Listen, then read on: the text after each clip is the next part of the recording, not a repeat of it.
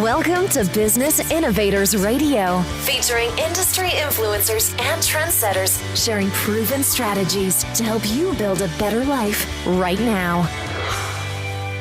Welcome to Brilliance Business TV, conversations with leading experts in business.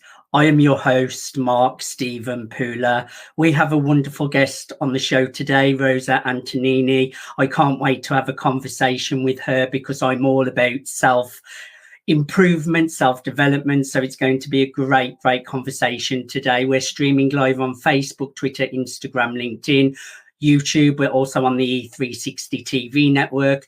We're also on USA Global Radio and Television Network, Business Innovators Radio Network, and MSPNewsGlobal.com. Let's bring in our incredible guest, Rosa Antonini. Rosa, welcome to Brilliance Business TV.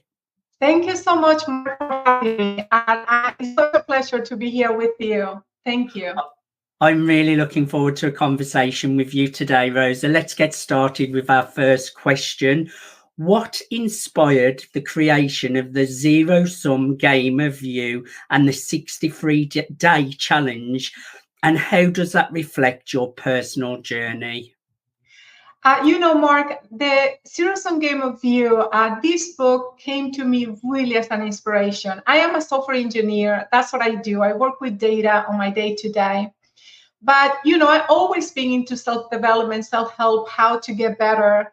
And one day I was just thinking, I'm like, what is what make that difference? Why some people, let's say, they keep in this loop of trouble.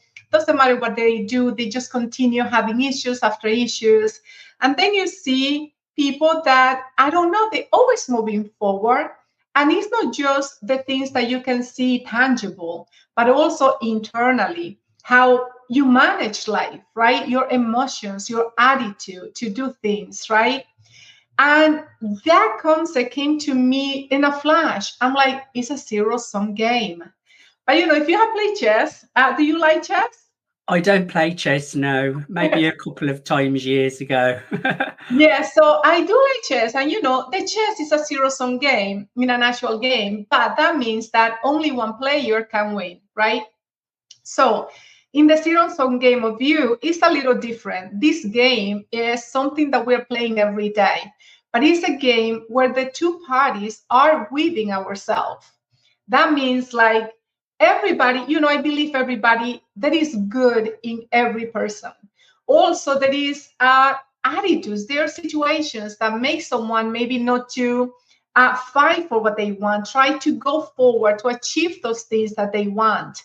So every day we get up in the morning and we start this game, right? In which we have a part of us, let's say that's the leader that wants to achieve, wants to do things, wants to go places. And then we have the other part that maybe is the one that doubts, the one that have, I don't know if I can do this. And he started giving you a lot of excuses. Well, every day, one of those parts in us will win. And that winner, basically, every time that part of us win, that part is going to get stronger and making sure that the next day and the next week and the next month, it will be easier to win. So that is this concept of the zero-sum game of you and how we're all playing, independent if we do it by default or if we do it on purpose.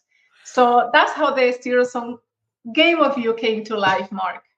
I absolutely love it, Rosa, and it's so true. Everything is an inner game, and I agree with what you're saying. We have our higher self, but we also have our ego self as well, and it's about balancing them and learning how to listen to your higher self and just observe the ego without taking it too seriously, because if you ignore the ego, it gets louder, but if you acknowledge that it's there, but that it's just there to protect you, but it's not real. Some of the things what it's saying is not real. It's just trying to protect you, but sometimes it can scare you as well with things that are not even true. But it is all an inner game. I love the work you're doing, Rosa. How do you balance authenticity with professional expectations, especially in a competitive field? Yes, so we see that a lot today in every field, actually, in every business. So authenticity to me is one of my core values. Like I cannot be not myself. I really can't. And sometimes in business that can pull you, let's say, behind if there is a lot of politics, if there is a lot of rules, and if you raise your voice, let's say, all the time. So, it's about learning to communicate the message without sacrificing your core values, but, in a way to navigate according to your business in which you can be authentic to yourself. Because I think if we lose our authenticity, a person cannot be self-fulfilled. So let's say, and I see that in business, some people, let's call it, they play the game. And they are, if you see them with one person, they behave a certain way. Then you see them with someone else, and they behave different, right? So it's kind of like they fluctuate according to the atmosphere or the person that they are. And sometimes they might say the things that the other person want to hear. And this might give you a title. It might give you some short-term benefits. But in the long term, I believe, and I'm a big advocate about living with purpose, living according to what makes you happy, right? And not following, let's say, success mean different things for different people. So it's Yes. for that life, what is your purpose? And then making sure that you're authentic to your purpose and the core values. Because in order for you to have that balance in the professional world, you need to know what do you stand for, and being able to set up boundaries accordingly to that. I agree totally. I think it's really important to follow what we love, be ourselves, be real, be genuine, and follow our heart's desires as well. I love what you're about, Rosa. What advice do you have for people struggling to find their purpose or balance between career and family? Yes. So the first thing I would say is that you are not alone. I mean, there are so many people that might feel like for example, you have some people that they might want something since they're very little, right? And they always wanted to achieve something. But I don't think that's the default. So if you haven't found that purpose, if you haven't found something that you can say, this is really what brings meaning to my life, you know what? Be compassionate with yourself and try things. Try things because sometimes we don't know what we don't know. So if you try something and let's say you don't find a meaning there, don't take that as a failure. It's just an experience. It's just something that you can say, okay, this is not the one that I want to be. Fine, let me move on to the next one. So keep an open mind of possibility and just try new things. Just open mind and try new things. And eventually you will find those things that resonate with you and that you're gonna feel like, oh my God, you can do it without effort because it really aligns with with your own self. I agree totally. If you could give one piece of advice to someone starting their self development journey, what would it be? Someone that start with self-development, I would say that self-development is not something that you achieve and you get. It's Self-development ongoing, is really isn't it? a journey and it doesn't stop. So if you see it as a journey, you're not gonna be trying this stuff with this stress. Like let's say self-development should not give you stress. Self-development is self-discovery. So it is a balance between knowing yourself, your core values, understanding your strengths, being able to set up boundaries for those things that you don't will compromise who you are, and also just like understanding that the work is a lot about you and it never stops. you've seen sometimes, I mean, I don't know if you have, Mark, but I have like very young people in the late teens, sometime early 20s, where they feel unsatisfied. Someone came to me and say, I feel like a failure. And I'm like, what? You're 21. How can you feel like a failure at 21, right? But why is that? Because they go to social media and there they have everybody, friends, people their age, posting a lot of things that is not real, the reality. But it makes it look like if somehow they figured it out, right? They have everything figured out, and then they make you feel like, oh, something is wrong with me. And the moment that someone believes that there is something wrong with you, then you're not gonna try harder. So the first thing is like, no, there is nothing wrong with you. You are in the exact place where you need to be. And self-development journey is a journey. Take one step at a time, self-discovery, curious mind, and never compare yourself with others. And don't use anything that you see in social media as a validation or as a standard. Live your own life. The success, your happiness, and your self-fulfillment is yours to build according to whatever makes sense to you. That's great advice, Rosa. What do you envision for the future of your brand and the conscious global community of action takers? Yes, I can see and I believe and I would like to see every individual defining success on their own term, right? Where they following the crowd, where they know how to set their own boundaries, and when the success is defined for that self-fulfillment. And why? Because when you live in self-fulfillment, you always want the best, not for you but everyone around you, and you have that love and compassion for people that you don't even know. And I think that becomes a domino effect.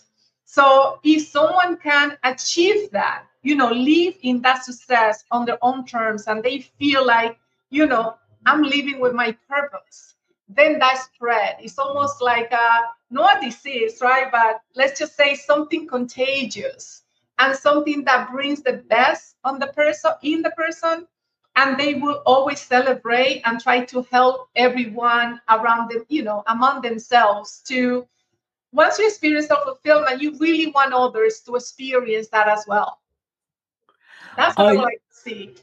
I love how you're helping people, Rosa. It's a great journey of going on self-improvement. Can be really hard at times, facing some of your biggest fears, some of your biggest doubts and obstacles and circumstances, but it's definitely worth it to become that better version of yourself.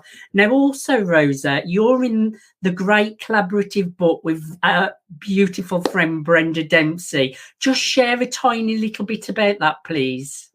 Yes. That was Voices of Women. I actually have it right here, Voices of Women, the book. So I'm very happy and I feel very honored when Brenda reached out to me. And I think she reached out to me mostly because, with my book, The Zero Sum Game of You, I support these programs in Uganda to help young adults in financial needs so they can learn an actual tool, right? So they can get better jobs. So she liked a lot what I'm doing. So anyway, it was an honor that she had me in her book with, there are amazing women as part of that anthology. And everyone is just a different voice. And then you can see the struggles, let's say, some tips on leaderships, coaching. So it's a very good book. It has different perspective, women different around the world. And, it's like sometimes we live in a way like, you think about your life, your experience, the things that you have gone through, or the people that you know. But then when you see, like Brenda put together this book with so many different cultures, women coming from different places, and it's kind of open your eyes to all the different challenges and achievement that happen, and that, other cultures so far away from you are also, working towards the higher good. So very grateful to be part of that anthology. I love it. I love it. And I love Brenda too.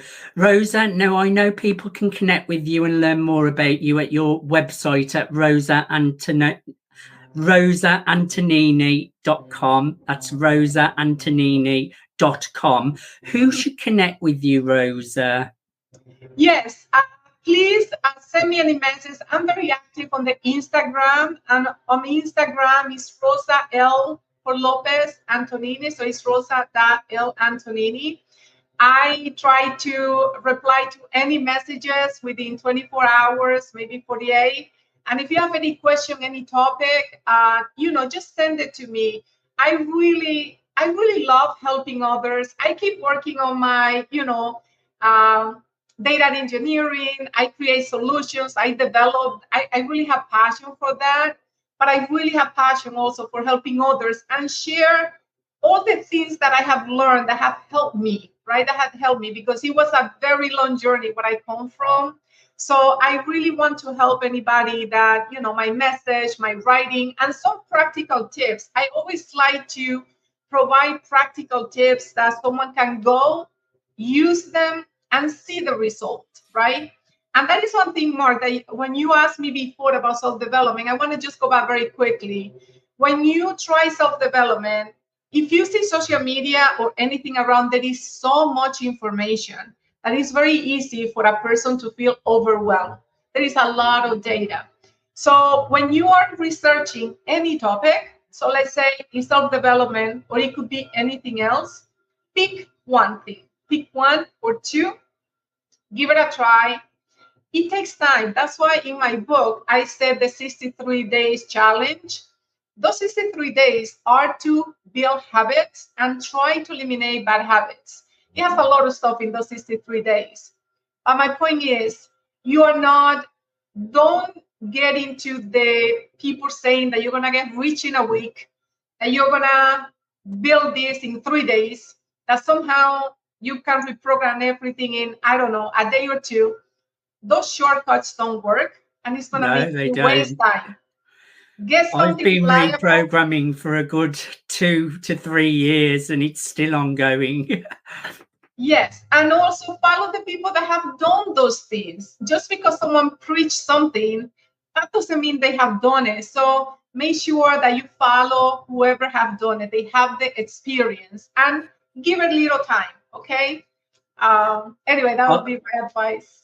I would encourage everyone to connect with Rosa at rosaantonini.com. That's rosaantonini.com. Rosa, I thoroughly enjoyed having a conversation with you today. Thank you so much for being my guest. Thank you, Mark, so much. I really appreciate what you're doing. You're doing an excellent job, and you're such a beautiful soul. And I'm just grateful that you have me as our guest and to bring me to your audience. And anyway, everybody, the pleasure's been all mine. Thank you, everyone, for joining us. Thank you, everyone, for joining us for Brilliance Business TV, conversations with leading experts in business. Until next. Thanks for listening to Business Innovators Radio. To hear all episodes featuring leading industry influencers and trendsetters, visit us online at businessinnovatorsradio.com today.